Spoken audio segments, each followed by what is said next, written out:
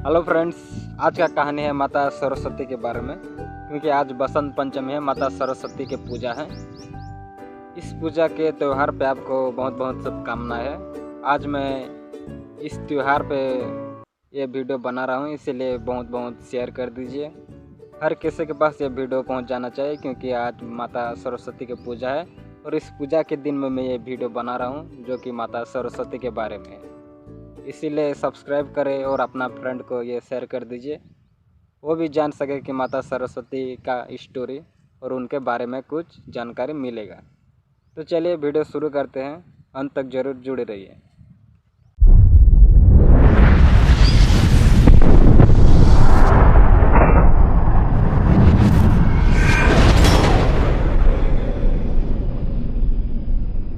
माता सरस्वती के बारे में कुछ विशेष बात जानेंगे।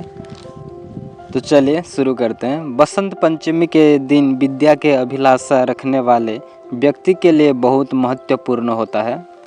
सबसे पहले माँ सरस्वती की पूजा के बाद ही विद्यारंभ करते हैं।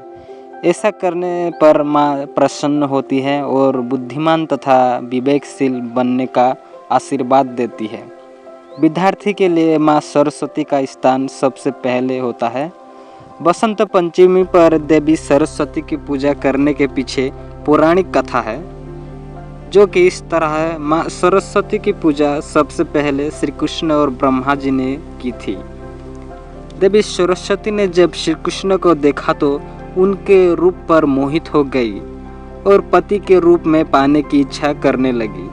भगवान कृष्ण को इस बात का पता चलने पर उन्होंने कहा कि वे तो राधा के प्रति समर्पित है, परंतु सरस्वती को प्रसन्न करने के लिए उन्होंने वरदान दिया कि प्रत्येक विद्या की इच्छा रखने वाला माघ मास की शुक्ल पंचमी को आपकी पूजा करेगा।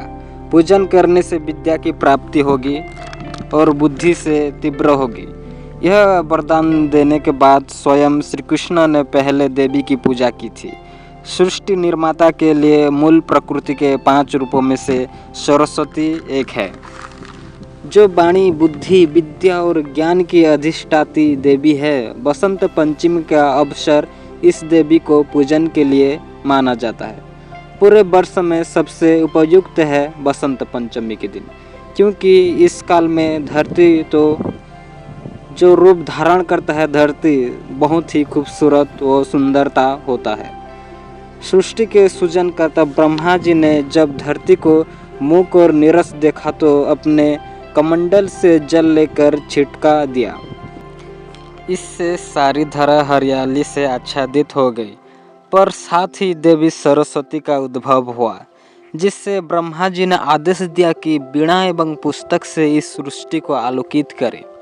तभी से देवी सरस्वती के वीणा से झंकृत संगीत में प्रकृति विहंगम नृत्य करने लगती है। देवी के ज्ञान का प्रकाश पूरी धरा को प्रकाशमान करता है। जिस तरह सारे देवों और ईश्वरों में जो स्थान श्री कृष्ण का है, वही स्थान ऋतुओं में बसंत का है। यह स्वयं भगवान श्री कृष्ण ने भी स्वीकार किया है। समस्त संसार को ध्वनि प्रदान करने वाली माँ सरस्वती की पूजा देवता और असुर दोनों ही करते हैं। इस दिन लोग अपने अपने घरों में माता की प्रतिमा स्थापित करते हैं। कई स्कूल, कॉलेज, समितियों, संस्थाओं में सरस्वती पूजा का आयोजन भी किया जाता है। तो बंधुओं, अभी पूजा की विधि के बारे में जानेंगे, तो अंत तक जरूर जुड़ी रहिए। सर्वप्रथम पूजा की चौकी पर पीला कपड़ा बिछाकर माँ सरस्वती की प्रतिमा स्थापित करें। इसके बाद माँ सरस्वती का आगमन करके स्नान कराए।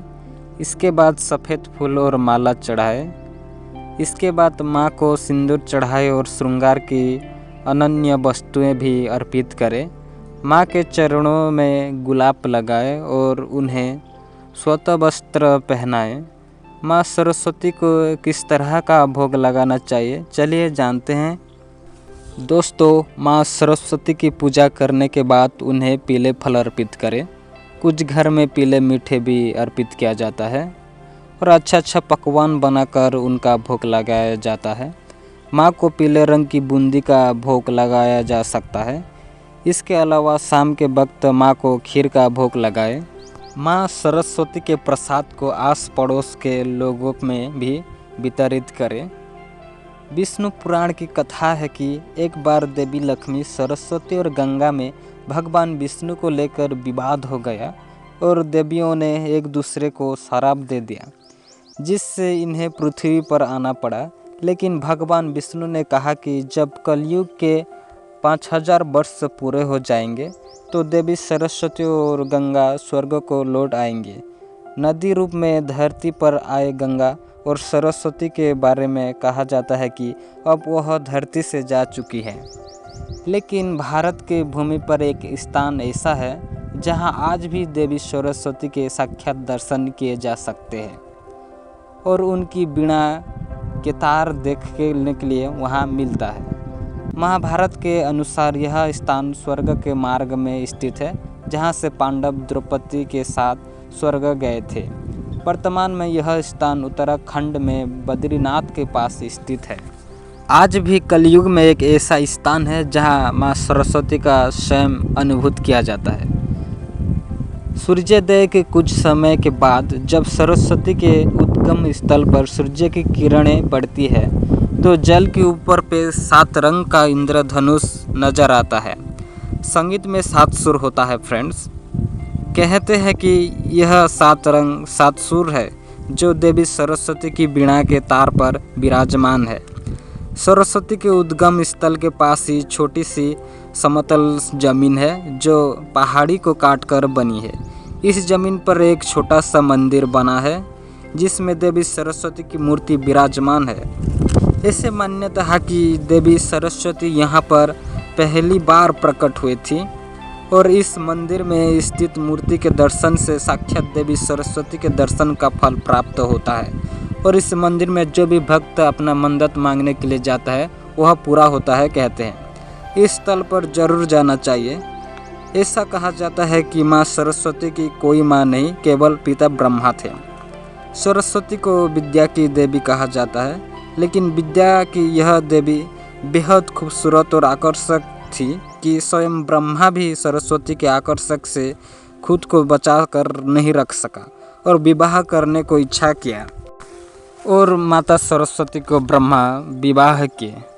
ब्रह्मा ने देवी सरस्वती की उत्पत्ति बसंत पंचमी के दिन ही की थी, इसलिए हर साल बसंत पंचमी के दिन देवी सरस्वती का जन्म दिवस मनाया जाता है। और कहा जाता है कि देवी सरस्वती, जब ब्रह्मा ने अपना मुख से सरस्वती का उद्गम किया तो तभी देख के इतना सुंदर था माता सरस्वती, तो ब्रह्मा जी ने मोहित होकर उनको विवाह करने के लिए इच्छुक किए और उनको विवाह करके सृष्टि रचयिता पे माता सरस्वती बहुत हेल्प किए थे। तो ये था माता सरस्वती की कहानी फ्रेंड्स और पूजा के विधि।